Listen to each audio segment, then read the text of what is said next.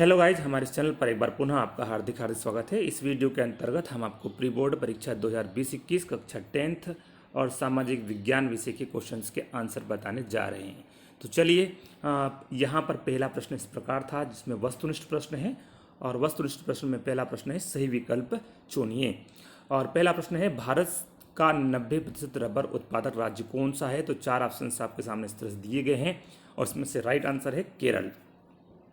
उसके बाद second question है हड़प नीति, जिसे विलय नीति भी कहते हैं, और गवर्नर जनरल ने चलाई थी। तो इसमें Lord Wellesley, Lord Warren Hastings, Lord Minto और लॉर्ड डलहौजी दिया है। तो इसका राइट आंसर है लॉर्ड डलहौजी।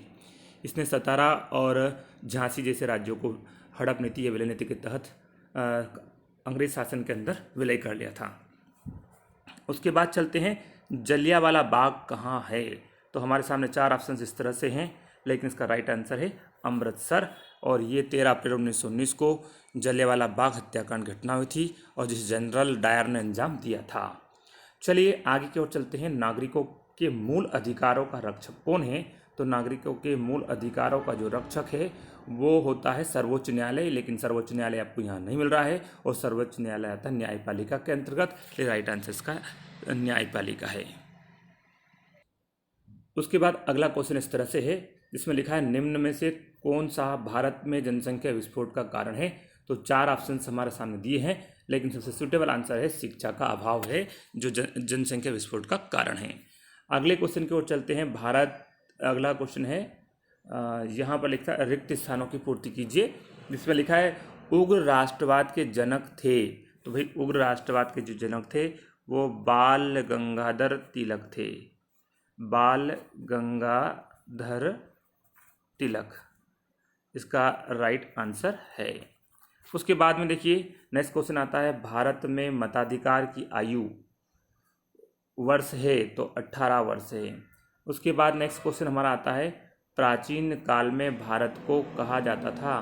तो आप अच्छी तरह जानते हैं प्राचीन काल में भारत को सोने की चिड़िया कहा जाता था।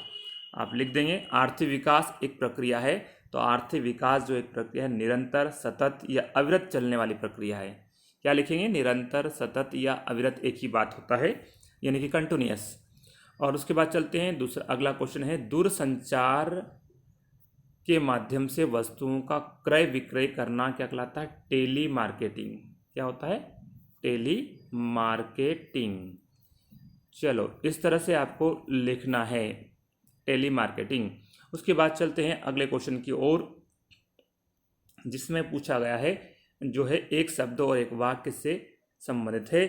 किसी एक राज्य का नाम लिखिए जहां औसतन 5 वर्ष में एक बार सूखा पड़ता है। तो यह है केरल, महाराष्ट्र, मध्य प्रदेश जिस राज्य हैं जहां 5 वर्ष में एक बार सूखा अवश्य पड़ जाता है। चलिए उसके बाद अगला क्वेश्चन है किसका बलिदान प्रथम स्वतंत्रता संग्राम में पहली आहुति थी। तो आप लोग पता होना चाहिए मंगल पांडे वो पहले देशभक्त थे जिन्होंने स्वतंत्रता संग्राम में अपनी पहली आहुति दी।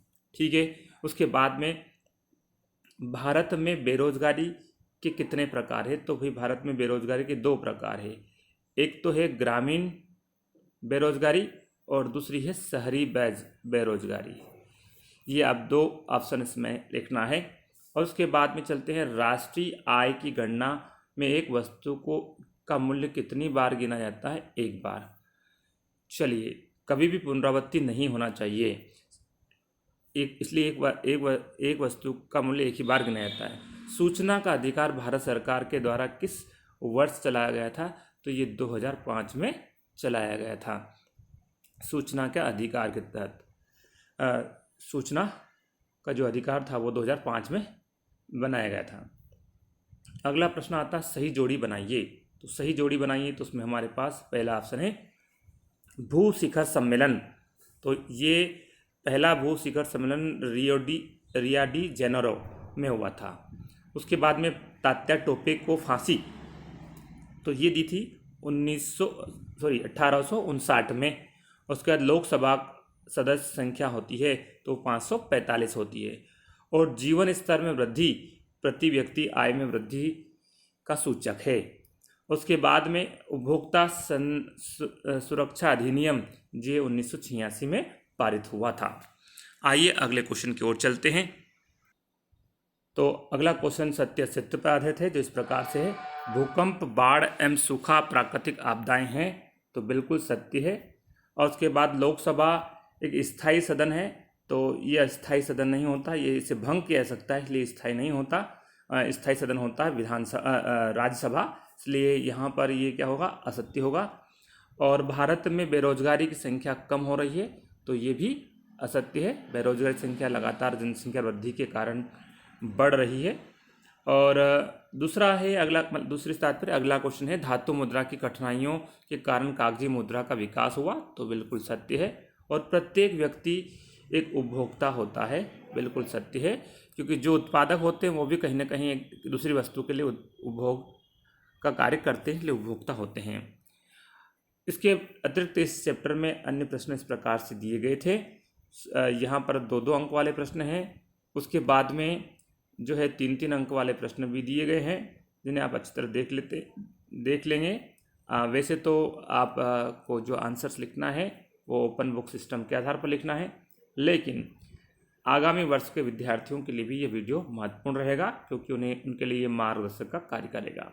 इसके साथ में आपको ये देख पा रहे हैं, एक प्रश्न इस तरह का भी आता है जिसको अच्छे से तैयारी कर लेना है, क्योंकि कर्क रेखा, कच्छ की खाड़ी, हिंद महासागर, कोलकाता, नर्मदा नदी, ये सिंपल सी चीज़ें हैं जो आप भारत के नक्शे में देखेंगे तो आसानी से समझ पाएंगे। उसके बाद में रूढ़ चिन्ह भी बहुत महत्वपूर्ण प्रश्न है, इसे और आसान प्रश्न, ये और भी आसान प्रश्न है। पुस्तक में लगभग 15-20 जो रूढ़ चिन्ह दिए गए हैं उन्हें आप देख लेते हैं, तो रूढ़ चिन्ह पर आधारित भी एक प्रश्न आता है जिसे आसानी से आप कर सकते हैं, और 5 अंक का ये प्रश्न होता है, अच्छे नंबर आप प्राप्त कर सकते हैं। इसके अलावा हम आपको दिखा देते हैं कि कुछ क्वेश्चन इस प्रकार से हैं, जिसे चलो यहाँ पे हो गया, ये चिन्ह हमारा नक्शा दिया गया है जिसमें आप देख सकते हैं। हमारे इस वीडियो को देखने के लिए आप लोगों का बहुत बहुत धन्यवाद साथियों। जय हिंद, जय भारत।